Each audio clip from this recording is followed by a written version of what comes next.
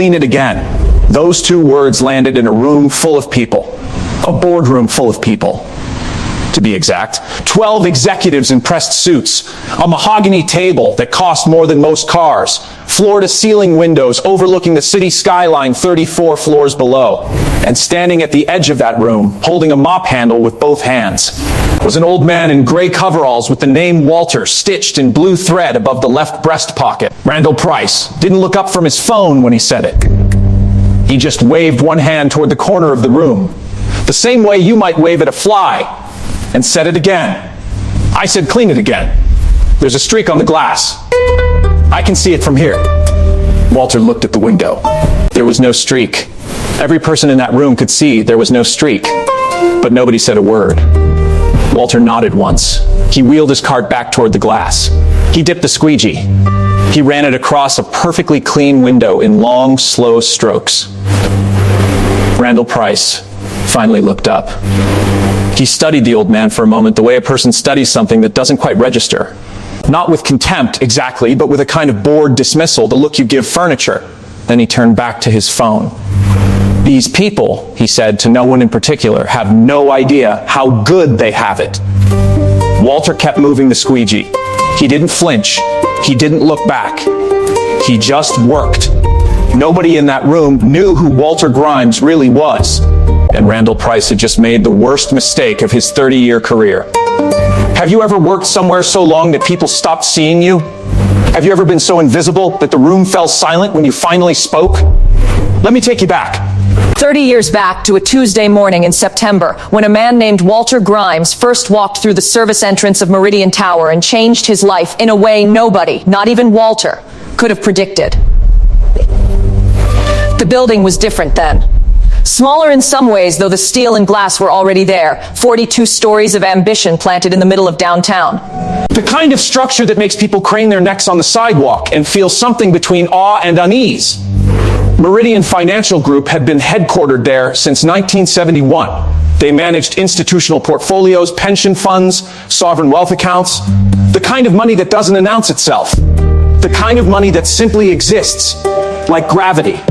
Walter Grimes came in through the loading dock at 6:45 in the morning. He was 51 years old, though he looked younger then, broad-shouldered, unhurried, with a mechanic's hands and a teacher's eyes. He'd spent the previous 22 years running his own business. A small accounting firm, actually. 3 employees, a modest office on the east side of town, a reputation in the neighborhood for being honest and careful and fair. The kind of firm that helped small businesses stay solvent and helped families understand what they owed and why. He'd lost it the year before, not through any failure of his own. His partner of 12 years, a man Walter had trusted completely, a man who'd stood as godfather to Walter's youngest daughter, had been embezzling from the firm's client accounts for the better part of 3 years. By the time Walter discovered it, the damage was done. Clients were gone. The accounts were empty. The partner was in the wind. And Walter, whose name was on the door, was left holding a liability he hadn't created and couldn't escape. The lawyers took what remained. The lawsuit took the rest. Walter never spoke publicly about what happened. His daughter Camille, who was 8 years old at the time and didn't understand any of it, only remembered that her father came home one night looking like he'd aged 10 years, sat down at the kitchen table, folded his hands and said, "We're going to be fine." He said it the way a person says something they need to believe more than they need to prove. He found the custodial job through a posting on a community board. $14 an hour, full benefits. The ad said no experience necessary. Walter had a CPA certification, 22 years of financial analysis, and a working knowledge of 7 different accounting software systems. But he circled the ad with a ballpoint pen and folded it into his shirt pocket like a man accepting a verdict. His wife, Dora, held his hand across the kitchen table that evening. She was a school librarian. She understood what it meant to give something you love your full attention and receive very little back. She said, "You are not the job, Walter. You never have been." She said something else too. Something Walter carried the way he carried the notebook. You still see things other people miss. That doesn't go away when the title does. That's not a job. That's who you are. He started at Meridian Tower on a Monday. By Thursday, he knew the layout of every floor. By the end of the first month, he knew every service corridor, every electrical panel, every drainage issue in every bathroom, from the basement to the 38th floor. He knew which conference rooms had the worst ventilation. He knew which executives worked late and which ones left early, and which ones came back after midnight smelling like the kind of restaurant that doesn't post prices on the menu. He knew which cleaning products stripped the wax from the marble in the lobby and which ones only appeared to. He knew the building's rhythms the way a doctor knows a patient's heartbeat, not from a chart, but from presence. He watched. He learned. And he said nothing. He carried one thing with him always: a small leather-bound notebook, no larger than the palm of his hand, with a clasp the color of old brass. He'd bought it years earlier at an estate sale, and his wife had pressed a 4-leaf clover flap between the first 2 pages. A joke she'd made the morning he opened the firm. Something about luck that turned over 30 years of early mornings in gray coveralls into something closer to a talisman. He touched it every morning before the elevator doors opened on a new floor. He touched it the way a man touches something he needs to remember is still there. The notebook was where he kept his observations. Not complaints, not grievances, just observations, numbers, patterns, things a person notices when they are invisible. When rooms stop adjusting their behavior, because the man with the mop doesn't count. The morning conversations he overheard while mopping floors outside conference rooms. The names mentioned with a particular edge.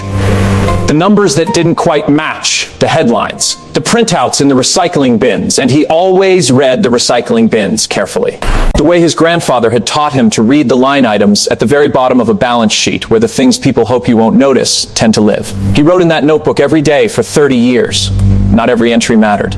Most of them were simply the record of an ordinary working life in an extraordinary building, who argued in the elevator at 8A, M, and Y, which floor had the highest rate of broken equipment, and who kept refusing the maintenance budget to fix it. The small social architecture of a large institution, invisible to the people inside it and completely legible to the person cleaning their floors.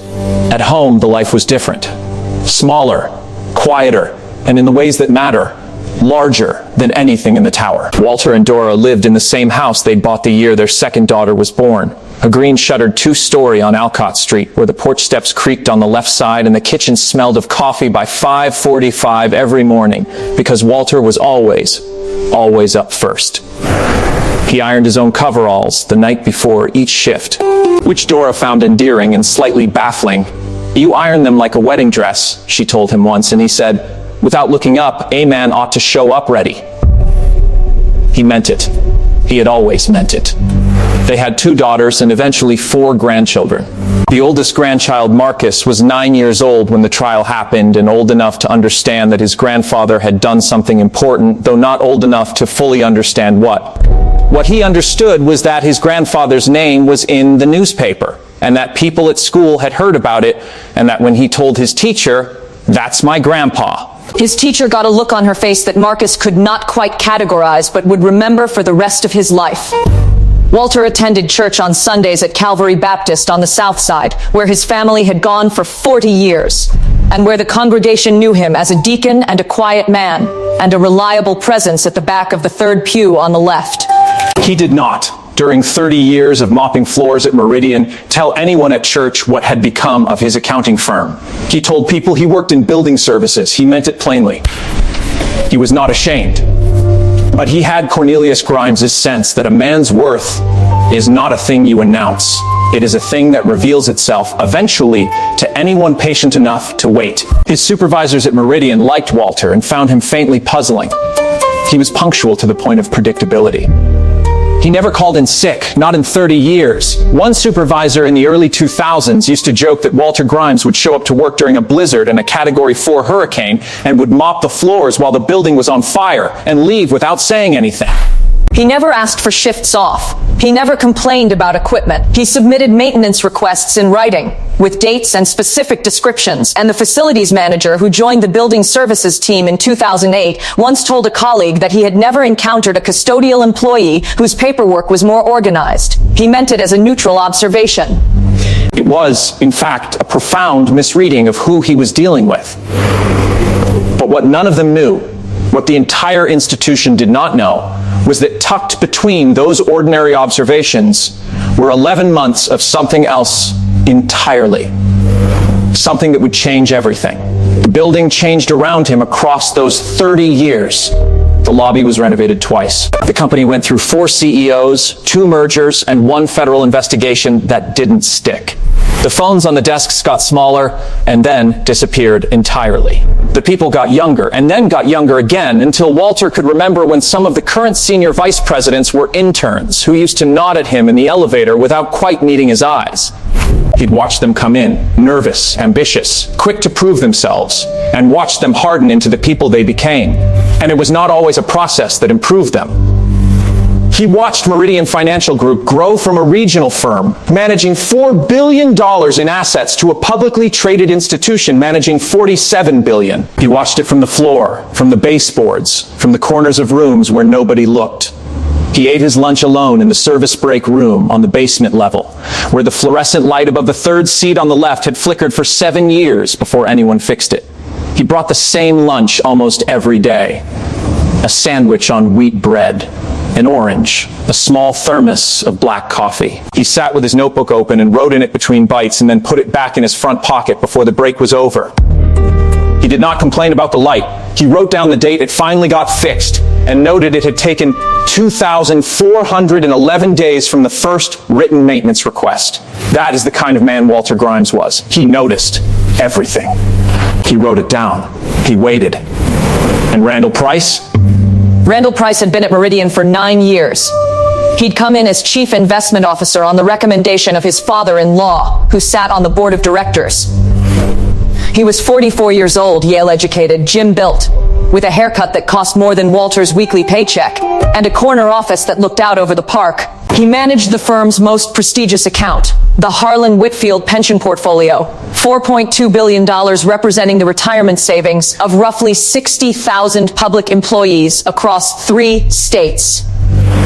Teachers, bus drivers, water treatment operators, emergency dispatchers, people who had spent their working lives in service to the public and had trusted in return that the people managing their retirement savings were worthy of that trust. Randall Price was charming in presentations and brutal in hallways. His staff turned over at twice the industry average. 3 formal HR complaints had been filed against him in 7 years, and all 3 had been quietly resolved in ways that cost the company money and cost Randall nothing. His father-in-law sat on the board. That was the whole explanation. He called his junior analysts kids. He called his female portfolio managers girls. He called the administrative assistants by their first names and expected them to call him Mr. Price. He called Walter when he called him anything, which was rare. Hey, or the maintenance guy, or on one memorable occasion, the help. Walter had written all of it down. But here's what she didn't know. Here's what the entire institution did not know. When the investigation was over and the full record was reconstructed, the compliance team would discover that Walter had documented over 40 separate instances of Randall Price conducting what appeared to be off-the-books client communications. Phone calls made from the fire exit stairwell on the 34th floor where he apparently believed the security cameras didn't reach. They did not reach.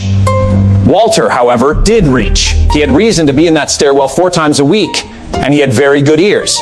And he was the kind of man who wrote things down. The morning of the incident began like any other morning. Walter arrived at 6:45. He signed in on the clipboard at the service desk. His name was the first one on the sheet, as it had been most mornings for 30 years, because Walter was always early. He collected his cart. He took the service elevator to the 34th floor, which housed the executive suite and the main boardroom and the kind of carpet that cost more per square yard than most people's monthly groceries. The building was already humming. It always was, even before 7. There was something about a financial institution of Meridian's size that never fully slept, servers running, feeds updating. Positions in Asian markets settling while the American staff prepared to start their day. Walter moved through it all the way he always moved. Steady, unhurried, present. There was a board meeting scheduled for 9 a.m. The Harlan Whitfield account review. Quarterly performance report. Standard procedure, except that Walter. making his rounds at 7:15, passed by the recycling bin outside Randall Price's office and paused. He'd been taught to read everything. He read everything. The printout near the top of the bin had the Harlan Whitfield letterhead. It was crumpled, but not shredded. Randall had trusted, apparently, that the recycling bin was beneath anyone's notice. It contained a column of numbers. A performance summary, and the numbers did not match the numbers Walter had seen on last quarter's public filing. Not by much. Not by enough to be obvious. By enough to mean something to a man who had passed the CPA exam on the first try in 1983, and who had been finding gaps in numbers for 50 years. He stood there for 45 seconds. He did not take the paper. He read it, replaced it, and finished his rounds. He already knew what it said. He'd known for 11 months what it said. He had 76 pages of careful, dated, cross-referenced documentation that said the same thing in greater detail. What he had not had until this morning was the confirmation that today was the day they were going to present the false numbers to a room full of people who deserved the truth. At 8:45, two men arrived on the 34th floor and were shown into a small conference room near the main boardroom. Walter was in the hallway. He was invisible. He heard one of them say, "We'll go in at 9:15. Let Price get settled first." And then a pause. And then the other one said, "The SEC won't wait forever." Walter moved his mop 6 inches to the left. He finished the baseboard. He did not look up. At 8:50, the executives began arriving for the meeting. At 8:58, Randall Price walked past him without acknowledgement. He never acknowledged Walter, not in 9 years, and pushed open the boardroom door and dropped his leather portfolio on the table with the sound of a man who owns the room. At 9:15, Walter knocked. There was a pause. Then one of the assistants opened it a few inches and looked out. "I need to clean the windows," Walter said. "The north-facing glass. There's a buildup that'll get worse if I leave it." He was let in. He positioned himself in the corner, working quietly, while 12 executives reviewed quarterly figures on a 12-foot screen. He moved, without sound. He was furniture. He was part of the building. Randall Price was in his element. Fluid, confident, filling the room with the particular authority of a man who has never once wondered whether he deserves to be there. He clicked through slides. He used phrases like risk-adjusted positioning and defensive alpha generation and forward guidance calibration. The kind of language that means different things depending on whether or not the numbers behind it are real. And then he looked up from his phone and pointed at the window and said it. "Clean it again." There's a streak on the glass. There was no streak. The window was spotless. Walter had cleaned it himself, meticulously, 40 minutes earlier. "I can see it from here," Randall said, with the particular patience of a man explaining something obvious to someone slow. Not one executive in that room said a word. Not one of them looked at Walter with anything other than the mild, practiced non-attention of people who have learned to treat certain people as part of the background. They looked at their tablets. They looked at the screen. They looked anywhere but at the old man in gray coveralls being told to clean a window that did not need cleaning. Walter looked at Randall for just a moment. Just long enough for something to cross his face that nobody in the room caught because nobody in the room was looking at him. Then he wheeled his cart to the window and ran the squeegee across the glass. Long, slow strokes, perfectly even. The motion of a man who knows exactly what he's doing and why. "These people," Randall Price said to the room, the phone still in his hand, "have no idea how good they have it." A small, uncomfortable laugh from someone near the middle of the table. Then silence. Walter finished the window. He turned toward the door. He reached into the front pocket of his coveralls and took out the notebook. The small leather one, the size of his palm, with the brass clasp that had gone dark with 30 years of handling. He held it for a moment, and in that moment, in that one suspended second, something shifted in the room that nobody could have named, but everyone felt. He set it on the corner of the table, not roughly, not with drama, with care. The way you set down something that matters. Randall stared at it. What is that? What are you doing? Get that off the table. He reached out to push the notebook off the edge. Walter's hand came down and covered it. Gentle, firm. The room went very still. And then Walter Grimes pulled out the chair nearest to him, sat down at the boardroom table of one of the largest financial institutions in the region, smoothed the front of his coveralls, and said, without raising his voice even a fraction, I think we should talk about the Harlan Whitfield account. Randall Price stared at him. Excuse me? The word came out thin, barely there. Page 7, Walter said. The numbers you're showing this board don't match the numbers in the supplemental filing you prepared for the independent auditor. The difference is approximately $31 million. Q1 through Q3. You've been running a performance inflation scheme using a backdated hedge reclassification. You've been doing it for 11 months. He opened the notebook. He slid it across the table. I've been writing it down. Silence. Complete, total, absolute silence. 12 executives in pressed suits. A mahogany table. Floor to ceiling windows. And an old man in gray coveralls who had just dismantled 30 years of invisibility with 28 words. Randall Price's face went white. Not pale. White. The color of a man who has just heard the specific sound of the trap closing. He's a janitor, Randall said, and his voice had changed completely, the room-filling authority gone, replaced by something thin and urgent. He cleans floors. Why is anyone listening to a janitor? One of the two men at the far end of the table, the ones who had been introduced at the start of the meeting as observers from an outside regulatory consultancy, reached into his jacket and placed something on the table. Not dramatically. The way you place a card in a card game when you already know what's in the other hand. A badge. Federal, Gold, Special Agent Marcus Webb, Securities and Exchange Commission, Division of Enforcement. Randall looked at the badge. He looked at the notebook. He looked at Walter. Walter looked back at him the same way he had looked at him for 9 years. Calm, level, patient. Mr. Grimes, Agent Webb said, would you be willing to walk us through your documentation? I would, Walter said.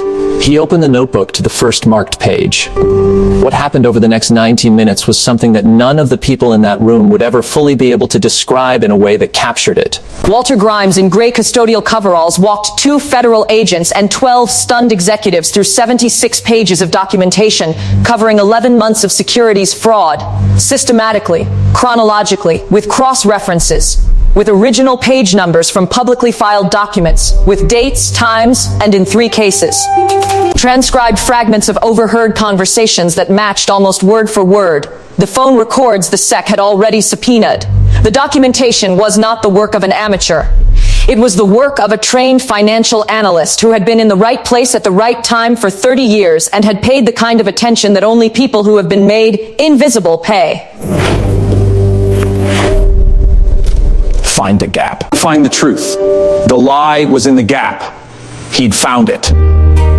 Randall Price sat very still through all of it. He had retained enough composure, or perhaps simply enough shock, to say nothing. His face moved through several things: disbelief, calculation, fear, and settled, finally, on a kind of awful stillness. At 11:47 that morning, 2 additional federal agents who had been in the building's lobby since 9:15 arrived on the 34th floor. They escorted Randall Price from the boardroom. He walked past Walter's mop cart on the way to the elevator. He didn't look at the baseboard. The executives who remained in the boardroom sat in silence for a long moment after the door closed. Then Howard Castellan, the firm's CEO, turned to Walter and said quietly, "Mr. Grimes, I owe you an apology." Walter said, "What for?" Castellan held his gaze. "For 30 years. Furniture doesn't notice things," Walter said. "I've noticed everything." He stood up. He picked up his notebook. He straightened his coveralls. Then he walked to the door. Every executive in the room stood up. Not one of them had discussed it. Not one of them had signaled to the others. They simply rose, the way people rise when they suddenly understand the actual weight of what they are in the presence of. Walter didn't look back. He walked to the service elevator, pressed the button for the basement, and stood quietly while the floors descended. He had been waiting, in some sense, for 30 years. To understand why, you have to go back further than the boardroom, Further than the firm, back to a church basement on the south side of the city, sometime in the winter of 1971, where a 12-year-old boy sat in a folding chair and received an inheritance that had no dollar value. Cornelius Grimes was Walter's grandfather. He'd been a numbers man his whole life, self-taught, which in the 1940s and 1950s meant learning from books checked out of the segregated library branch and working through problems by kerosene lamp after his shift at the steel plant ended. He'd never gotten a degree. He'd never been allowed to take the CPA exam when he was young enough to sit it. Because the state board in those years had ways of making that difficult for men who looked like Cornelius.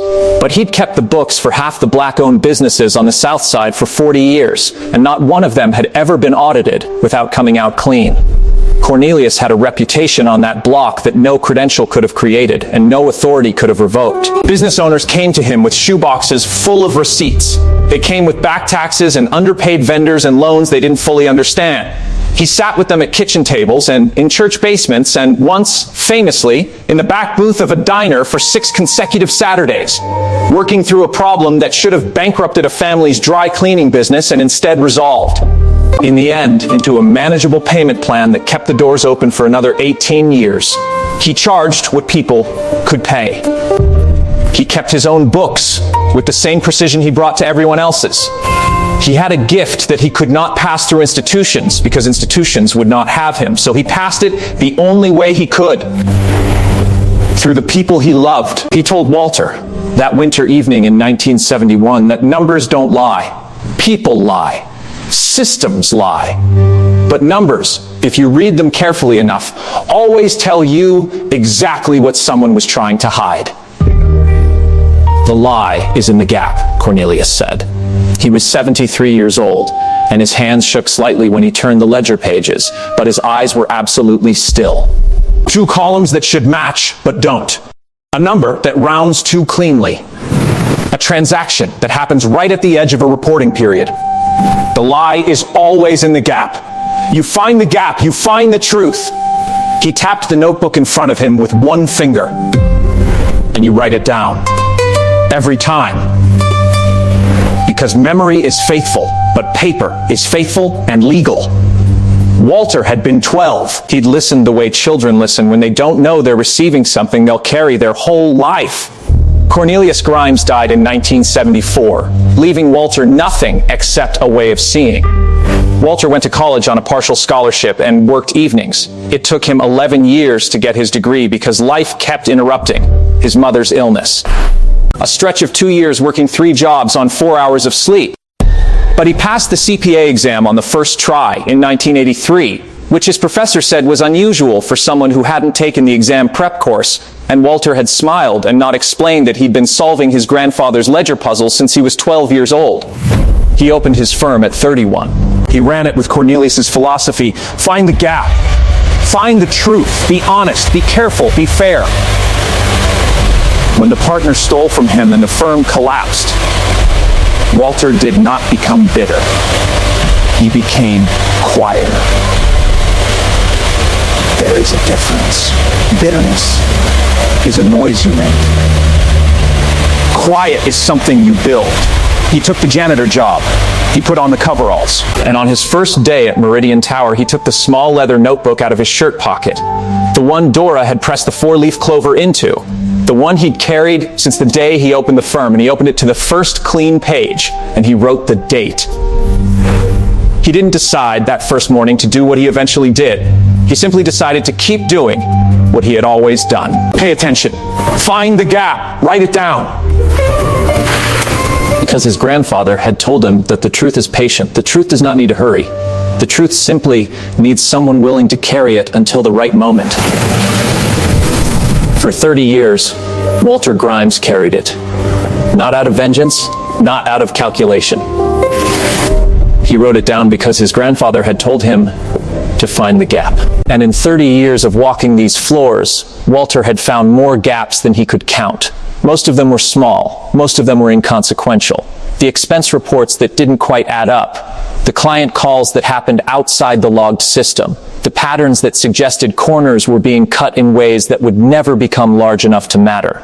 And then, 11 months ago, he'd found one that mattered enormously. The Harlan Whitfield account. 60,000 people. The retirement savings of teachers and emergency dispatchers and sanitation workers and crossing guards, people who had worked their whole lives in service to the public, the same public Meridian's executives drove past in their cars without seeing. The same public that cleaned their offices and mopped their floors. Randall Price had been stealing from them in careful, calibrated increments. 50,000 here, 80,000 there, reclassified as hedging costs, buried in supplemental filings. Each individual transaction small enough to stay below the internal audit threshold. Collectively, over 11 months, they amounted to $31 million. Walter had written down every single one.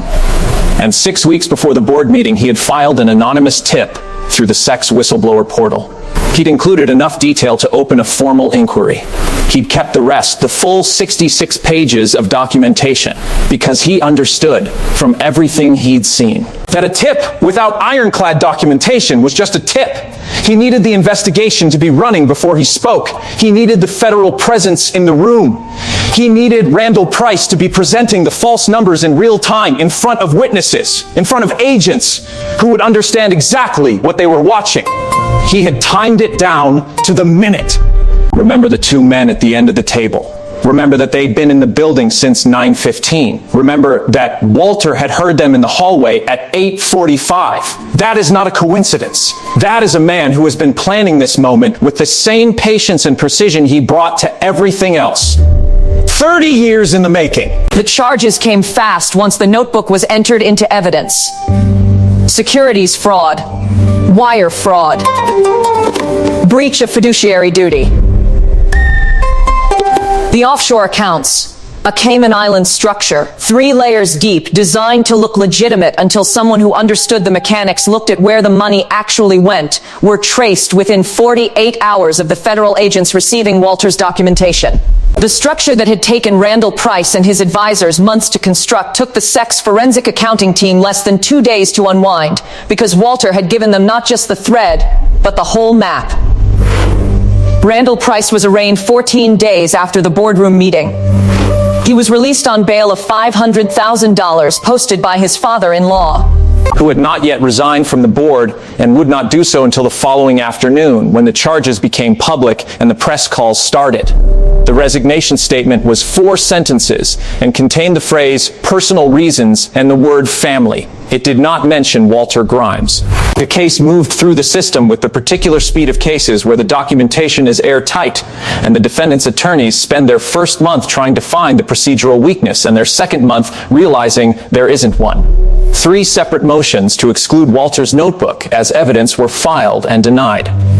The notebook, the court found, was not the product of illegal surveillance. It was the product of a man who had been present legally in rooms and corridors in the course of his employment and had written down what he observed. That is not a crime.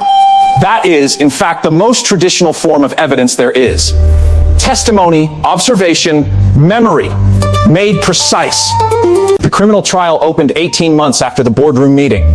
Walter walked to the stand in a blue suit, the same blue suit he'd worn to his CPA exam in 1983, which still fit because Walter had never stopped being careful about things. He stated his name. He stated his occupation. He said the word janitor without inflection. The way a person says a thing that is simply undeniably true. And then, for 4 hours and 12 minutes, he walked the jury through his notebook. The defense attorney's cross-examination lasted 19 minutes. She had practiced securities law for 22 years and had handled 16 federal fraud cases and had, by her own account to a colleague afterward, never in her career been less certain of how to approach a witness. He answered every question without agitation. He didn't embellish. He didn't perform. When she suggested his documentation was speculative, he cited the page number, the date, and read the number. When she suggested he'd misunderstood the complexity of institutional hedging, he walked her through the mechanics of the specific reclassification, step by step, in language precise enough that 3 jurors in the front row leaned forward unconsciously and explained, calmly and completely, exactly why it didn't work and what it was designed to obscure. She sat down after 19 minutes. The jury deliberated for 3 hours and 40 minutes. Guilty. All counts. Randall Price received 7 years in federal prison. Restitution of $31 million plus interest. The offshore accounts were seized. The Cayman structure dissolved. The advisory team that had helped construct the vehicles faced separate civil proceedings. The civil suits from Harlan Whitfield beneficiaries, 60,000 individual claimants, through a class action filing consolidated in federal court.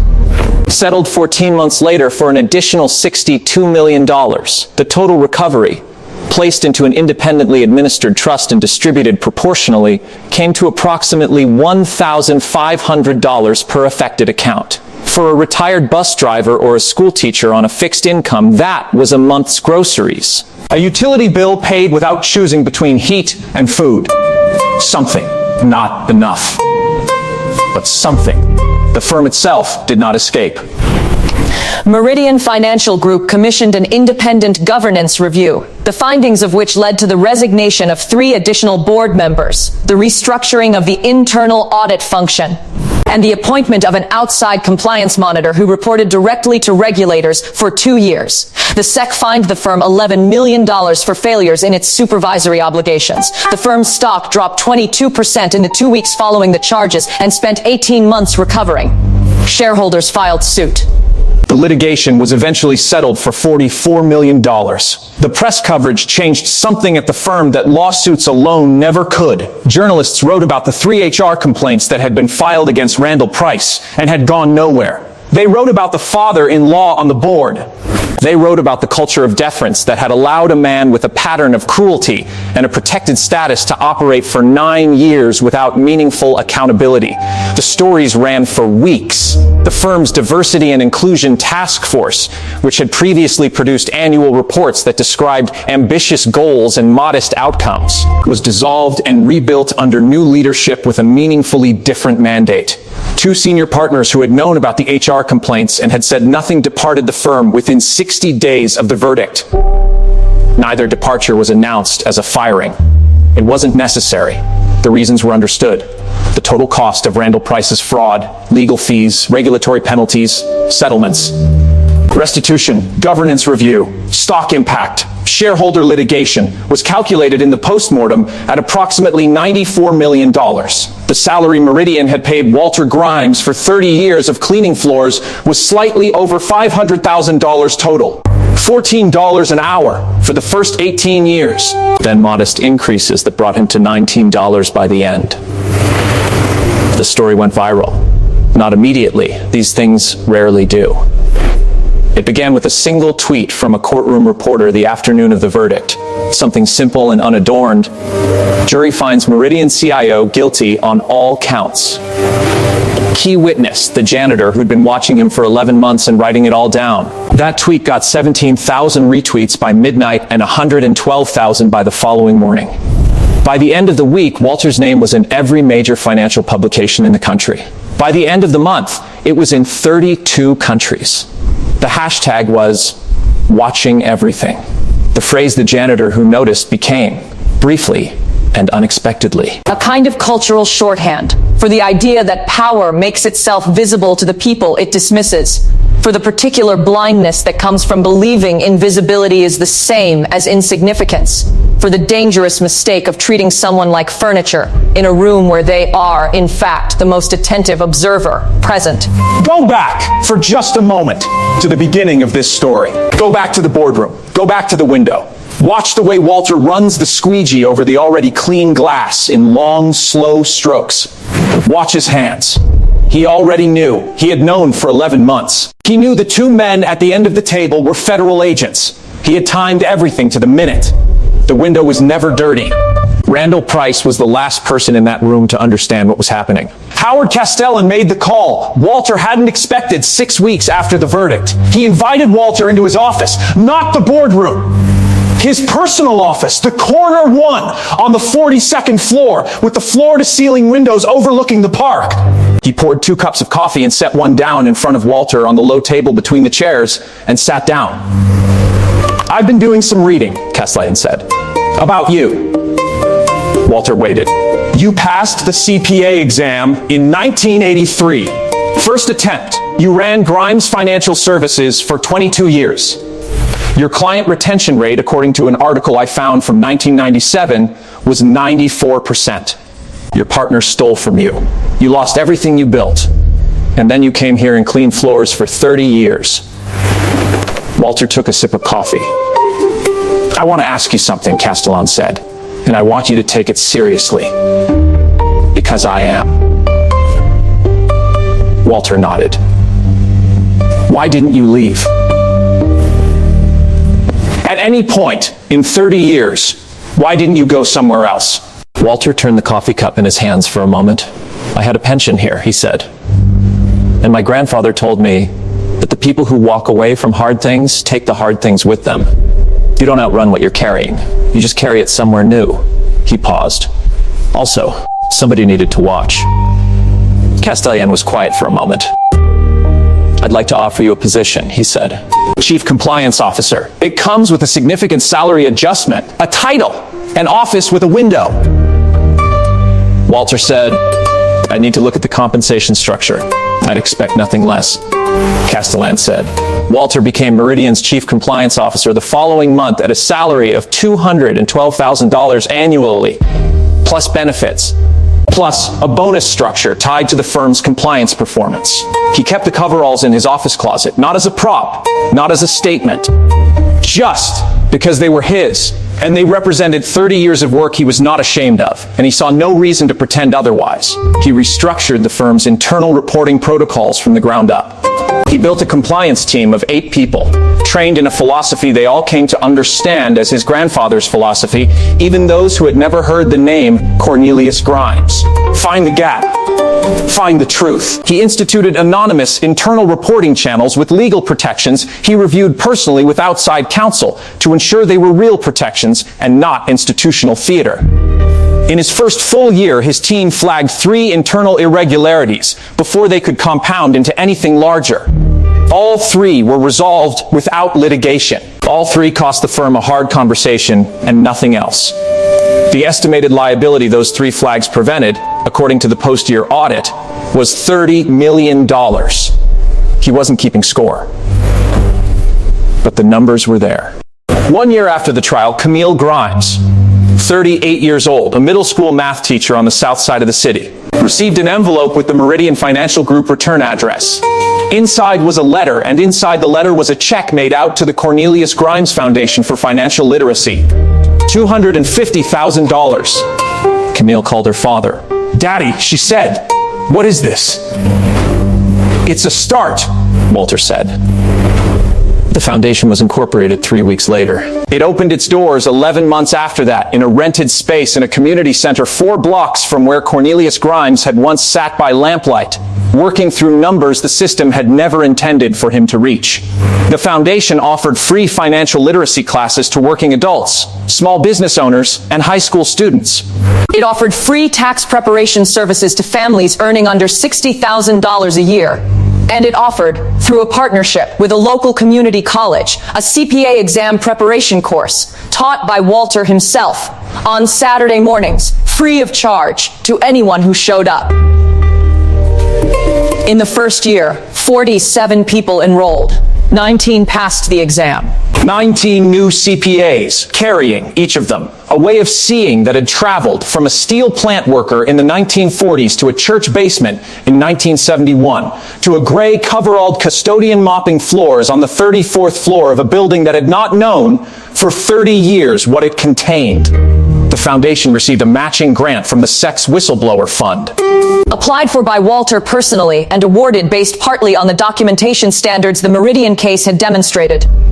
The SEC representative who processed the application wrote in her internal notes that it was the most meticulously organized funding request reviewed in 17 years of grant administration. Cornelius Grimes would have recognized the style. The foundation's logo was a simple open notebook. If this story moved you, if it reminded you of someone who worked quietly and deserved more than what they were given, please share it, like it, subscribe, and hit the bell, because the next story we tell is built on the same foundation. The foundation that says dignity doesn't ask permission, and quiet strength is still the most dangerous force in any room. And here is the question I want you to sit with before you close this window. Have you ever watched someone be dismissed at work, in a meeting, in public, somewhere where it would have cost you nothing to say something and stayed silent? What would it have taken to speak?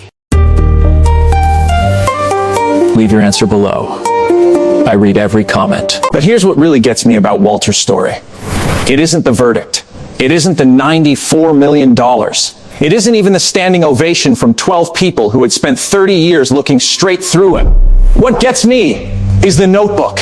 He wasn't carrying that notebook to build a case. He wasn't carrying it out of anger or ambition or strategy. He was carrying it because his grandfather had taught him to pay attention. And he never stopped. He paid attention when it was free. He paid attention when it cost him everything. He paid attention in gray coveralls at 6:45 in the morning, running a mop over floors that would need mopping again tomorrow, in a building full of people who had no idea they were in the presence of the most careful observer in the room. Power assumes invisibility is a punishment. Walter knew it was a position. The most dangerous person in any institution is not the one with the title. It is the one who has been watching long enough to understand what the title is hiding. Here's my question for you, the one I think about every time I come back to this story. Is there something you've been watching? Something you've been quietly noting in whatever notebook you carry in your life? Not literally, maybe, but in the back of your mind. That growing ledger of things you've seen and not yet spoken about, not because you're afraid, but because you're still waiting, still building the documentation, still deciding whether the moment is right. What would it take for you to speak? Tell me in the comments. Because I think there are more people carrying notebooks than anyone realizes. And I think the world changes quietly and completely the day they open them.